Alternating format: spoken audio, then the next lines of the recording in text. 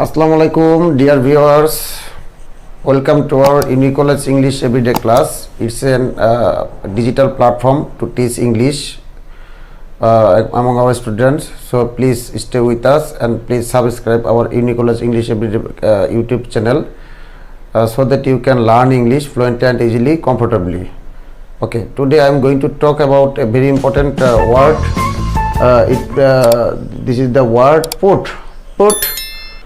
অর্থাৎ পোট শব্দটি নিয়ে আজকে আমি কথা বলতে গেলে পোটের সাথে যদি আমরা আরও কিছু অতিরিক্ত প্রিপোজিশন যুক্ত করি তাহলে এটার অর্থটা বিভিন্নভাবে ভ্যারি করে বা ক্যারি করে। তো এই অর্থের ডিসক্রিপশনটা বোঝার জন্য আজকে আমাদের ক্লাসের ভিডিওটার সর্বশেষ পর্যন্ত লেগে থাকতে হবে, তাহলে আপনি পুট বা পুট অফ বা পুট অন এই শব্দটি নিয়ে কখনোই আর ভুল করতে পারবেন না এবং পরীক্ষাতে এখান থেকে একটি কোশ্চেন অবশ্যই আসে এবং আপনি যদি এখানে মনোযোগ সহকারে ভিডিওটা শেষ করেন তাহলে আশা করি যে মানে আমাদের এখান থেকে নাম্বারটি সহজেই ক্যারি করতে পারবেন।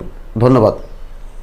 দেখুন, পুট ডাউন শব্দটি এখানে অর্থটা দুইটা অর্থে ব্যবহার হয়ে থাকে। একটা হচ্ছে পুট ডাউন অর্থ হচ্ছে কুইল, যা বাংলা অর্থ হচ্ছে দমন করা অর্থে ব্যবহার হয়। আবার আরেকটি পুট ডাউন শব্দের অর্থ হচ্ছে রাইট, বাংলা অর্থ হচ্ছে লেখা অর্থে যদি কেউ বলা যে you should put down the topics, আপনাকে এই টপিকসটা সম্পর্কে লিখতে হবে, তো লেখা উচিত। তো সেক্ষেত্রে পুট ডাউন শব্দটির অর্থ হচ্ছে রাইট বা লেখা। আর পুট অফ অর্থ হচ্ছে খুলে ফেলা বা খুলিয়া ফেলা, টেক অফ। পুট অফ শব্দের সমার্থক শব্দ হচ্ছে টেক অফ। যেমন রহিম took off his school dress when he came to his house। তো খুলে ফেলা। পুট অন অর্থ হচ্ছে পরিধান করা, পরা, কাপড় চোপড় পরা। ওয়ার, ইংরেজিতে এটার সমর্থক শব্দ হচ্ছে ওয়ার। পুট আউট শব্দটির শব্দ হচ্ছে এক্সটিংগুইশ, অর্থ হচ্ছে নেভানো, আগুন নিভানো। Put out. The fire brigade came to put out the liberal fire। আর put up with অর্থ হচ্ছে ধৈর্য সহকারে সহ্য করা বা বেয়ার, সমার্থক শব্দ হচ্ছে বেয়ার। যেমন we should put up with when we